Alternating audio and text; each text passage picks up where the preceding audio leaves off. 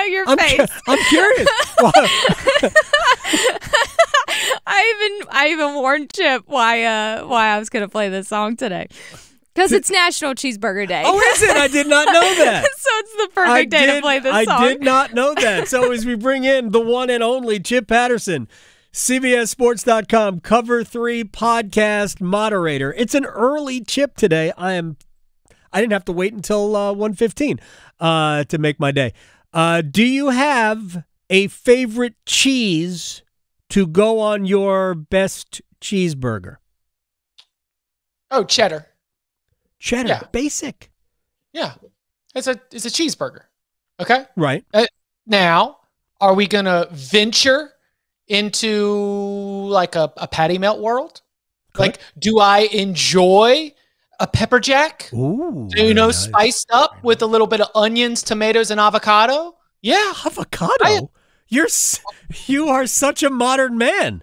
But you asked me for my number one, right down the middle. Because I'll tell you what, I'm not gonna do is I'm not gonna show up to your house and be a cheese snob. You know, my kid's an American cheese fan, and like he would rather me pull it out of the plastic wrapping. I'm like, come on. This is a very specific reference, but there are if you go up to Lake Gaston, just north of us here in Raleigh, there is a small little shop where among the little trinkets that you can get is really, really good hoop cheese, like a really awesome hoop cheddar that's just very much like a lot of time and love has been put into it. And so when we go to my friend Davis's lake house, part of it would always be to go get cheese from this spot for the most delicious cheeseburgers that you could possibly have. There you go. I'm not even going to argue. Cheddar cheese is perfect. It is the gold standard. So let us talk about college football. All right. So on Friday, I kind of previewed the weekend ACC schedule in this manner. Who among ACC football teams will disappoint us this week? And for a while, it looked like NC State was going to be the chief disappointer. Sure. But what an honor. They rallied.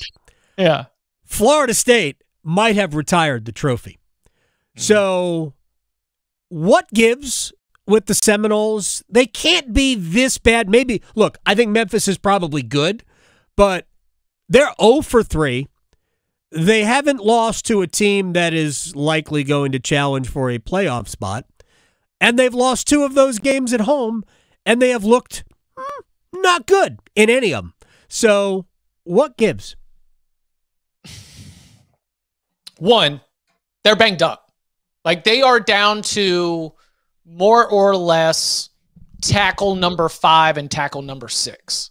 On the Cover 3 podcast, Bud Elliott, who's got his pulse on all the minutia of Florida State, was like, I would not bet this one way or the other unless you were on the field watching warm-ups. If these guys do warm up, then this line's too little. Florida State should be able to get right. They should be able to run the ball. If these guys don't warm up, well, then Memphis might be live to win the game outright. They are dealing with really, really big issues along the offensive line. They also are injured at the running back position. Their wide receivers are underdeveloped and have not hit. They just are not good. The thing you said first is correct, though. Memphis is good. Yeah. Memphis is good. Like, here, let me see. Memphis is good that if you dropped them in the ACC, they would be at like a Virginia Tech Cal level. Nobody would make an argument that they were up there competing with Miami and Louisville and Clemson. But if you dropped this Memphis team into the ACC, they'd be maybe the 5th best team in the conference. And so Florida State is not. Florida State might be the 10th best team in the conference. Gosh. That's what they are. This is coming at a bad time for Florida State. Although the ACC has thrown them a bone, I don't know how much you want to get into this part of the conversation because I know it's not necessarily your wheelhouse. I know you have thoughts. But when I looked at and read all the reporting on this, And this, for people who are just tuning in, there's a negotiation apparently between the league and both Florida State and Clemson, and it will obviously have to incorporate the rest of the league too, to kind of revamp the revenue distribution to give Florida State and Clemson, the schools that carry the flag financially in terms of television interest for football, give them a little bit more money. But it's going to bring basketball into this equation as well. In this whole thing, which also includes apparently the ending of the grant of rights 6 years earlier than we know is true in 2036. Doesn't it also have to open up television negotiations or end the television deal? How do you have your grant of rights end 6 years before the television package ends? How does ESPN sign off on that? I can only assume that ESPN is very much a part of this. Right. Obviously not privy at all to ESPN's position, but my understanding, even I think it's been said publicly, is that the additions of Cal, Stanford, and SMU did not receive blessing up and down the leadership structure. It has created a financial situation for the ACC where they could do the success initiatives. And the way that I read this proposal is that everyone takes a haircut in order of their guaranteed money in order to create another pot for ratings-based initiatives. So you're continually creating this environment where in a true meritocracy, anybody could get some of these pots. But in the real world, it is created to have a fast pass to a bigger payday for these big brands that generate revenue and generate ratings for the conference. In terms of moving up the grant of rights, I tend to read this one as a concession that there might be a huge seismic change when all of the other TV rights come up. Right. We've talked about this before. Was it 29, 30, 32? Like it brings the Atlantic Coast Conference more in line with what might be a massive restructuring of college football at the highest levels when we head into the 2030s. Yeah, and I think we will have a massive restructuring of college football. So, I kind of joked, ending the grant of rights in 2030, we might not get to 2030 before the whole thing blows up anyway. We might have a completely different system by 2027 for all we know. that's just the way I look at it. I think we're careening towards something like that.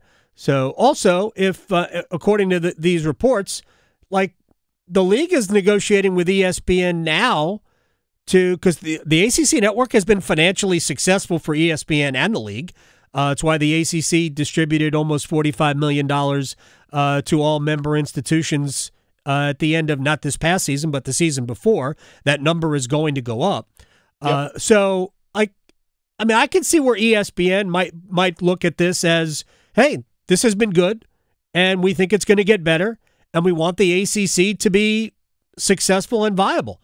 So they kind of control maybe how that looks. So I'm probably more optimistic now about the future of the league, at least in the current environment, than I ever have been, especially since everything I know about these lawsuits say the ACC's got the upper hand, and I think they're kind of extending an olive branch, even though this was a Clemson and Florida State proposal. That happened a while ago. That's an important detail here. This offer from Clemson and Florida State? This is a revisiting of a discussion at spring meetings in 2023. Right. And I do think that some of the storytelling around this has been maybe not making that as clear. Oh, okay. And I think that Florida State and Clemson, I don't know. We'll see. Look, here's the best way to describe this is to put yourself in the position of Syracuse, which is if you enter into a world where things, tumble and Florida State Clemson decide to pay their way out of the league. Maybe more follow. Everything sort of goes thrown into chaos. Well, now you're left with a valuation that's probably closer to an American Athletic Conference team. And if you're dealing with a valuation closer to an American Athletic Conference team, then you're probably going to get an American Athletic Conference type payout, which is somewhere around the, I think, 10 million mark. So would you be willing to drop from 45 million to 35 million in order to guarantee that you avoid total chaos and being left with something much less? And that is the discussion. I don't know if this was a trial balloon for university presidents who are famously not emotional with their thinking. I don't know if I don't understand leaking this story the way they did right now, but we'll see. All right, let's get to some football matters. State at Clemson. Clemson thumped App. Took the week off after that. Clemson hadn't played a close game yet. They got thumped by Georgia, thumped App. By the way, I love the App ECU game. Was super fun to watch over the weekend. Most fun I've had watching. Not a clean game. No, it was ugly. Look, I am not one of those people who worships at the altar of every college football game. Most college football games are scratchy. Right? There are very few college football games where I go, oh my gosh, the level of football here was amazing. But it was competitive. There was a massive mood. So I loved the game. NC State Clemson. We're going to find out what CJ. I shouldn't even say that because they could go to Clemson and get thumped, and I don't know that says that CJ Bailey is not right. But I mean, this is a stage. The comeback was great, but that was Louisiana Tech, and it was your home crowd. Now you're going to Death Valley, and I still think Clemson has a point to prove to a lot of people. What is NC State in for? If NC State can't block, they're in trouble. Right. I mean, I know Clemson's a little bit banged up at linebacker. I know that they've got a couple of issues along the defensive line. They still have game wreckers that are going to be a problem for an NC State offensive line that has not played with the kind of consistency that you would hope for, especially given that group's experience and seemingly, where they are in their development. If they can't block, then I guess you're glad that CJ Bailey can make some plays, but man, that's going to be tough for a young quarterback on the road going up against this Clemson defensive front if you're not getting dynamic play from your offensive line, because all those downfield throws that CJ Bailey was making during the comeback against Louisiana Tech, you are simply not going to have time to make those throws if you are not able to keep Clemson's defensive front at bay. On the other side, it is 100% a great test for whether or not we are going to buy into Clemson's offense. Because you mentioned the differing levels of what we have seen. Okay, maybe that was Georgia. Okay, but maybe that was App State. And I think that NC State, because they are so well coached, are going to be a very good harbinger of what's to come for Clemson's offense. Because Clemson does have more talent than almost every single team in the ACC, and certainly most of the teams on the ACC schedule. But that talent advantage does not help them be able to overcome a defense like Tony Gibson's, which has led to NC State victories in 2 out of the last 3 times that these teams have met, which has not helped them when they played Lance Guidry in Miami last year, and they were kept in check by a Hurricanes defense that was limiting what they were able to do. So a great, we actually just mentioned this before we got started on the Cover 3 podcast. Bud Elliott described it as a one-way read. He says, I don't know if win or lose, my opinion changes on NC State. I think that no matter what happens, my opinion will change on Clemson. And so that's the national perspective. By the way, Clemson is a 20.5-point favorite today. 20.5. I know. That is a staggering number based on what we thought about the Wolfpack going into the season. All right, we only have a couple of minutes left, so I want to roll through some games here. UNC, what an incredible deceptive scoreline, 45-10 for a game that was 17-10 entering the fourth quarter against Central.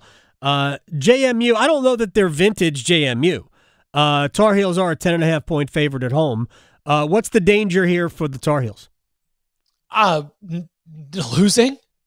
They could lose the game. Absolutely. Losing. Do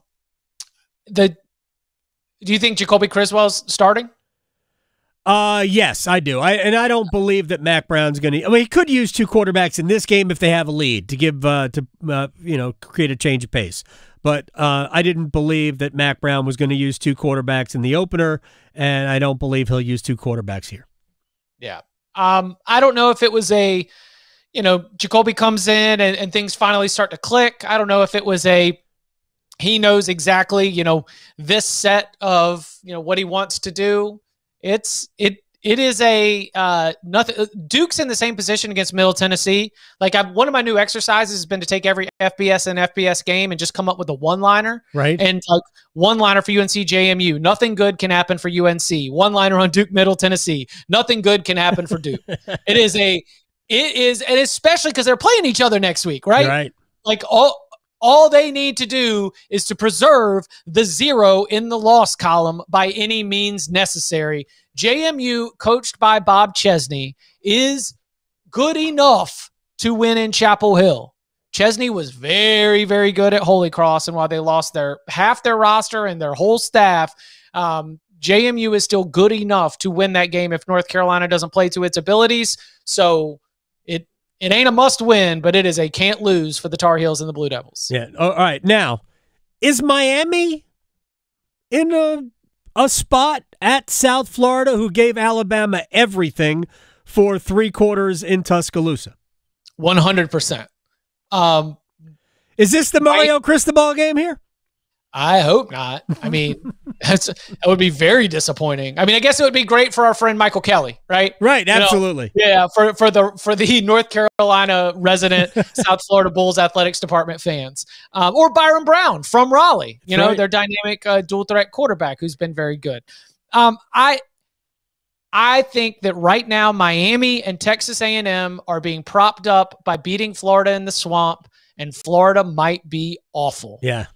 And we are going to find out over the next couple of weeks for both of those teams whether their dominance is reflective of how good they are or whether Florida is just an absolute tire fire. Yeah. Toxic fumes and all. Does the state of the 2 state schools in Florida, 2 big state schools in Florida, although Central Florida is actually bigger than both, Florida State and Florida, they don't have any wins, right? Florida beat Samford. Oh, I'm sorry, they beat Samford. The Seminoles are just 2.5-point favorites at home to Cal. I present that without any editorial comment. Cal won at Auburn. Cal has one of the best non-conference wins in the whole Atlantic Coast Conference. I'm with you. And look, the Florida State is not gifted enough offensively to overwhelm anybody. And so what they're doing in the Memphis game, in the Georgia Tech game, and maybe not in the Boston College game, because Boston College just kind of ran them over. And that was just like embarrassing. Yep. But the Memphis game and the Georgia Tech game just show that Florida State's going to be left playing coin flips. And the problem is that coin flip Cal is built for that kind of game. So congratulations, Florida State. You are left to just out there playing coin flips. Who will disappoint us this week? Chip Patterson never disappoints. My friend, Cover 3 Podcast at Chip_Patterson. I appreciate your time as always. We'll talk to you next week. Sounds good. Y'all be well.